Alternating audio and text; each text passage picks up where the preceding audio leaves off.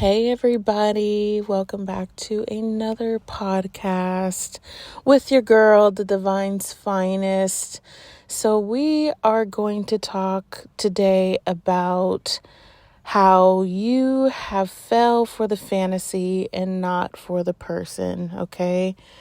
Now I'm also going to talk a little bit about myself personally, that I've been through this, and I've actually mentioned, and this is actually the same person I've talked to you guys about in a couple of my episodes already, if you haven't listened to them.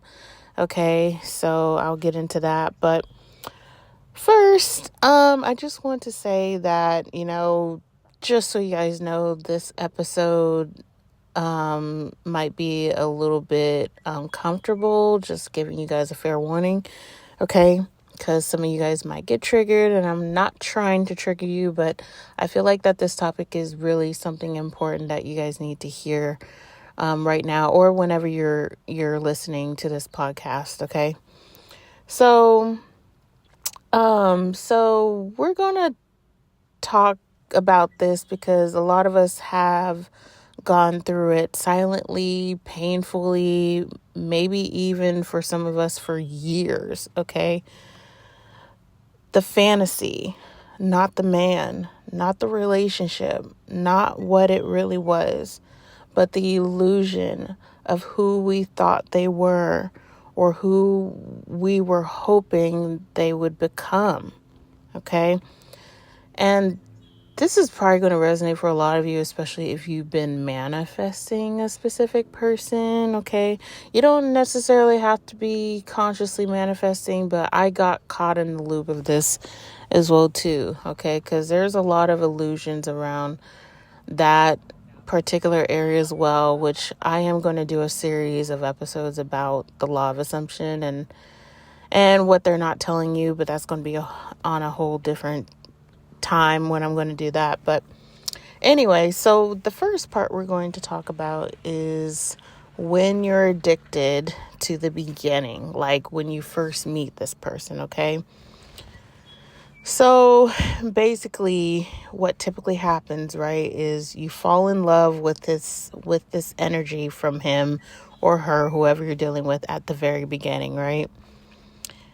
With the version of him or her who was consistent, affectionate, interested, and maybe they were even romantic with you, okay?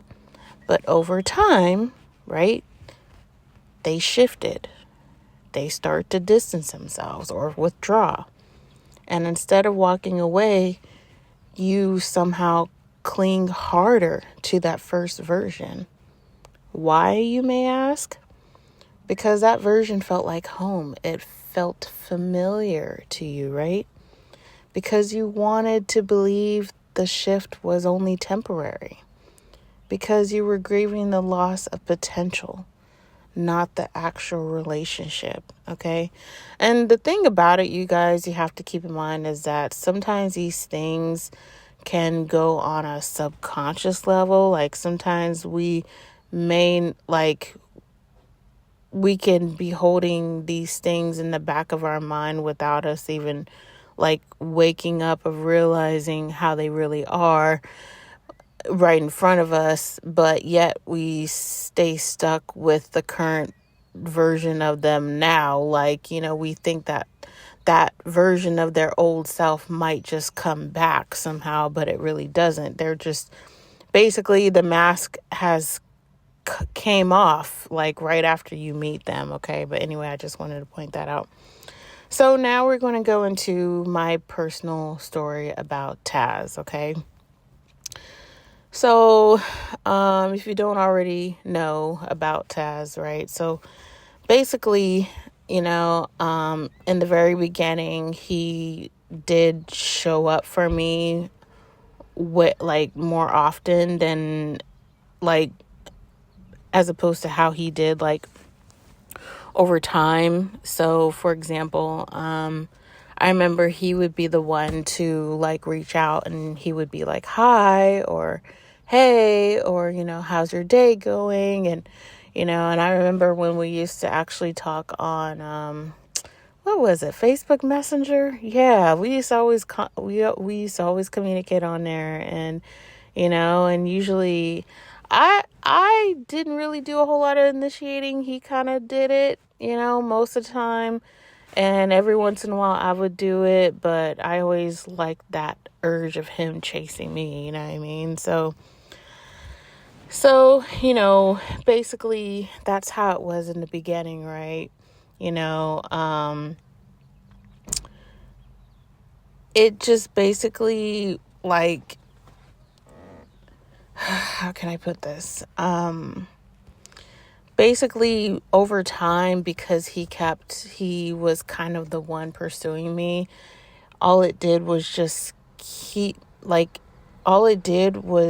gave me enough, like, hope to keep on hoping, if that makes sense. I don't even know how else to really put that, you guys. Like, that hope just kept on going longer than I should have anticipated it, okay? But then, like, there were times where he pulled back, and whenever he pulled back, I would tell myself, like, oh, maybe he's just busy, or he's just going through something, or, and then I would have these things of, like, these thoughts of, like, oh, maybe he doesn't like me as much. I would wonder if maybe he's talking to other people. Just all kinds of stuff would kind of be circling in my mind, right? I would be like on a spiral. And I would have this hope in my mind, oh, like, things will just plan out, just go how they used to be. But over time, like, I would just hold on to this hope that, like, things would just go back to the way they used to be, right? But the thing is that over the years, like, that never happened. Like, he eventually did stop reaching out to me, and then it would be like we would just go into, like, this no contact situation, like nothing happened, and then I would be the one to eventually reach out and and try to go back to where we started. And that's actually how it would go. It would be like where basically, like, nothing happened, really. It would just be like, oh, okay, we just hang out and at each other's houses and act like there's not been any distance. Okay, if that makes sense. I really don't know how else to put that, but the reality is that version of him wasn't real. Like, the version that I thought he was, like, that was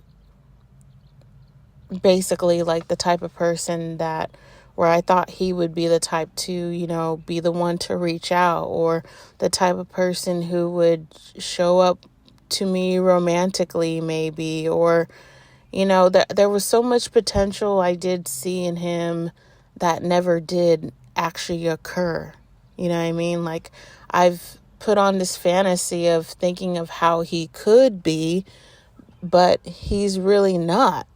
And it makes sense because of, the things that, like, for instance, his quick marriage and divorce. I'm not trying to call him out, but just from the things I remember, and then, I never really did see him, like,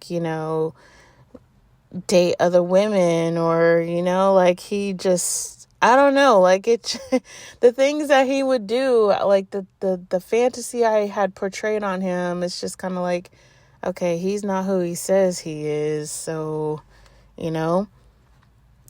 but after everything I had been through with him, like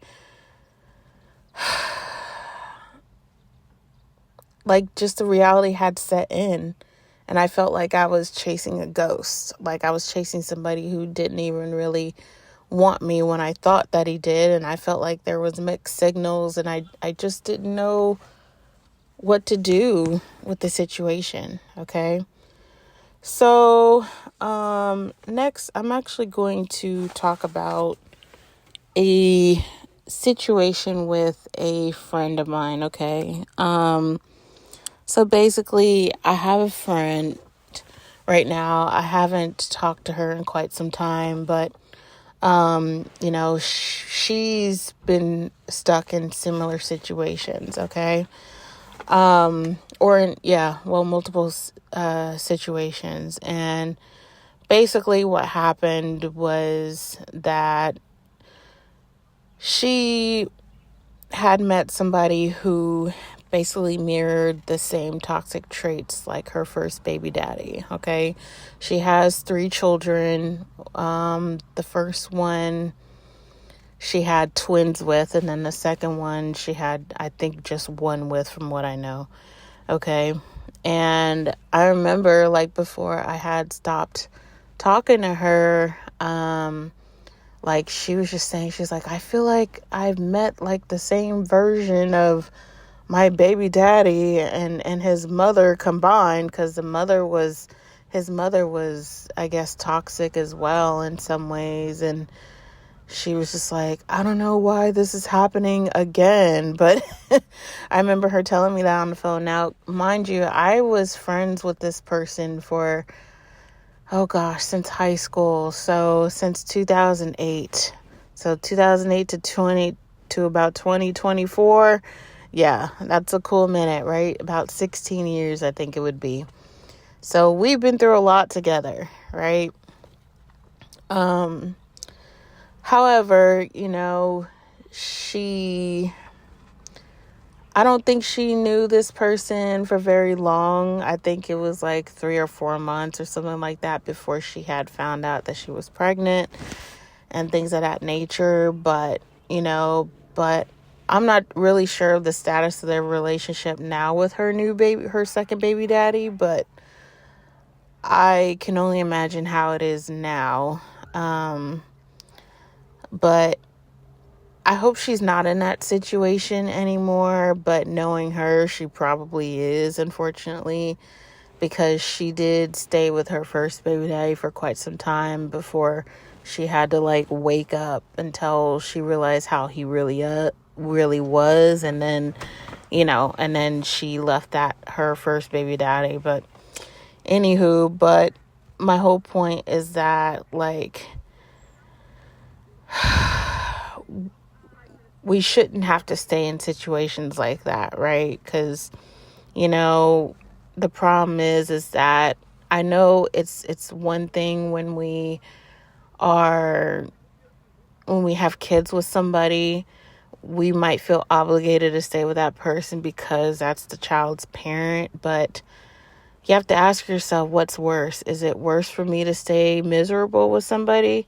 Or is it worse for me to be single and at least I'm out of a toxic situation and hopefully it won't have any impact on my children, So, but yeah, and I know a lot of people have been through similar situations where they fall for the fantasy of this guy of who they thought that they were, but as time goes on, that's not who they are perceived to be as. Okay. Now, another example is I've had several clients who have came to me in the past that have gotten readings from me. And, a lot of times they have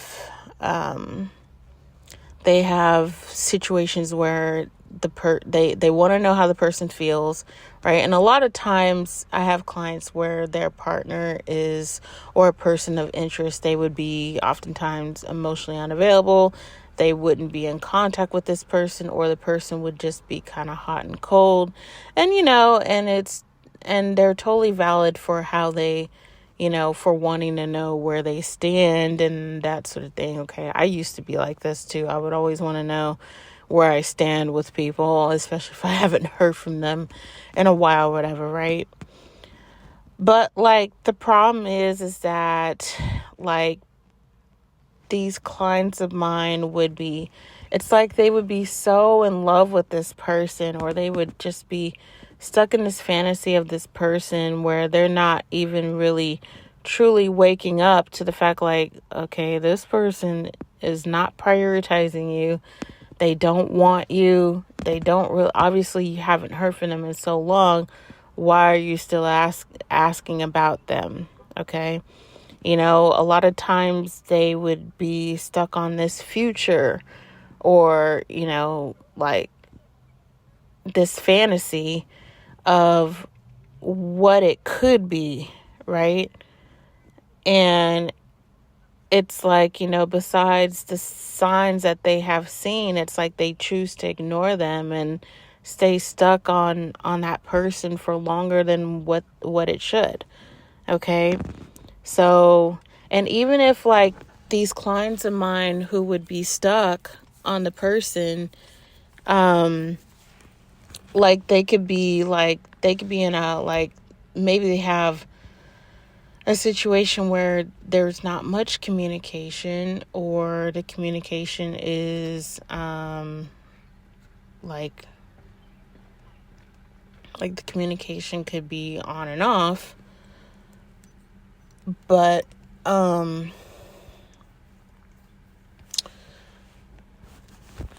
like, what would happen is that they would tend to cling tighter onto this person, but yet that person would just continue to distance themselves, right?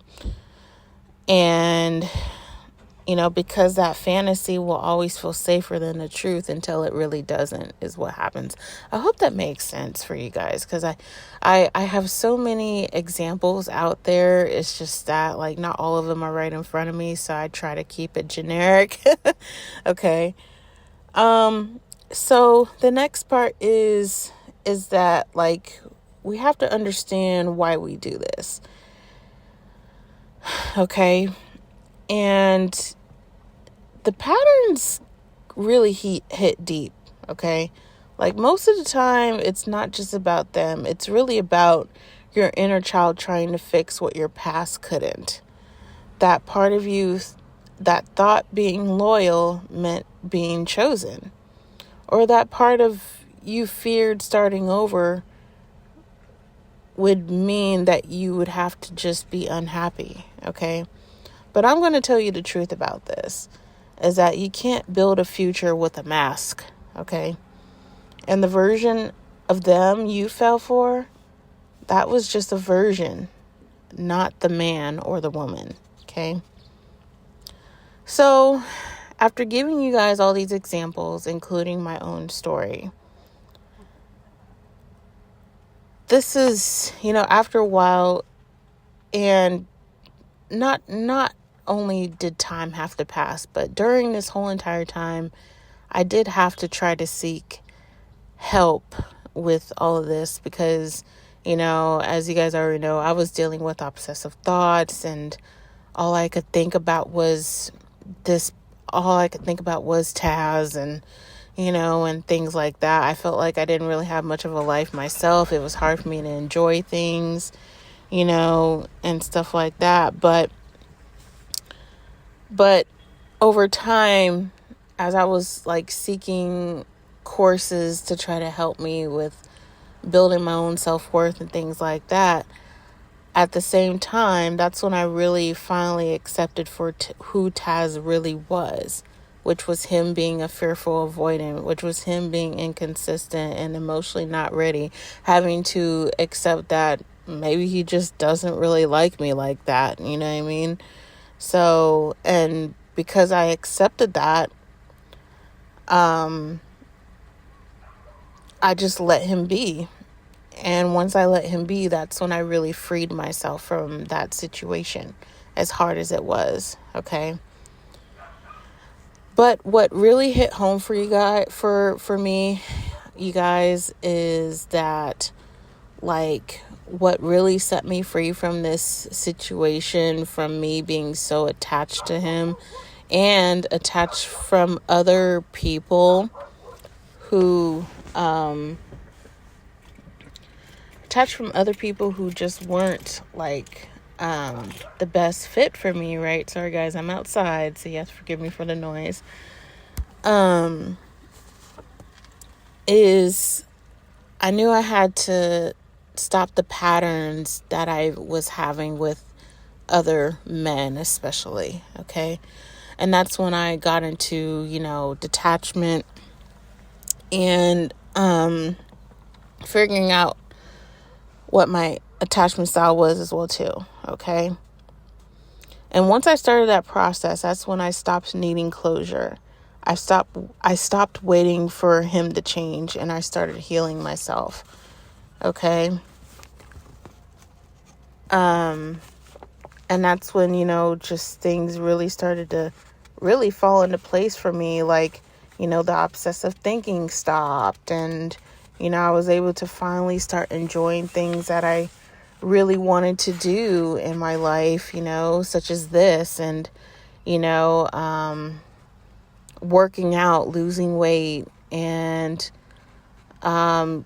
just enjoying myself more. I've been winning more money, when I go to the casino. If you guys don't already know me, yes, I do like to go to the casino, play bingo. I like to enjoy nature, going outside, and things like that, right? So, but yeah, so, but my whole point is that, I know that the same is true for anyone listening to this right now, if you guys can relate, okay?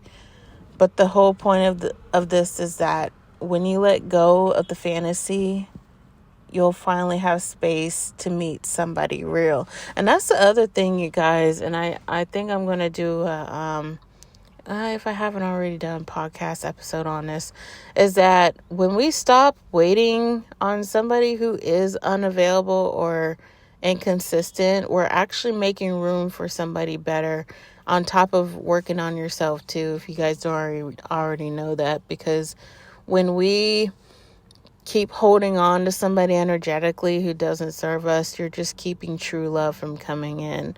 Okay, that's why a lot of us wonder why we're still single and that we haven't found anybody. That's part of it. Just saying, okay?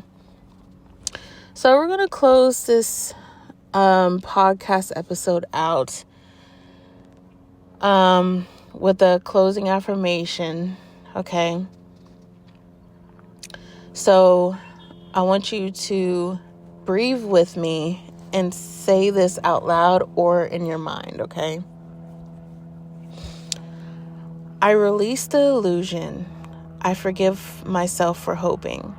And I choose reality over potential, because I deserve love that's present, not promised. So, with that being said, you guys, if this episode hit home, I'd love for you to share it or leave a comment below, okay? And if you're ready to start detaching from your fantasy, I actually have created a free 7-day secure self journal, which I'm going to link it below this video in the description box for you guys to get started, okay, on that. And just know you're not alone, and that this work is sacred and you're doing it beautifully, okay? So shifting is really important, you guys. Detaching and discerning men is definitely going to help you so much, like it did for me, okay? So with that being said, I'm going to leave it here until the next episode.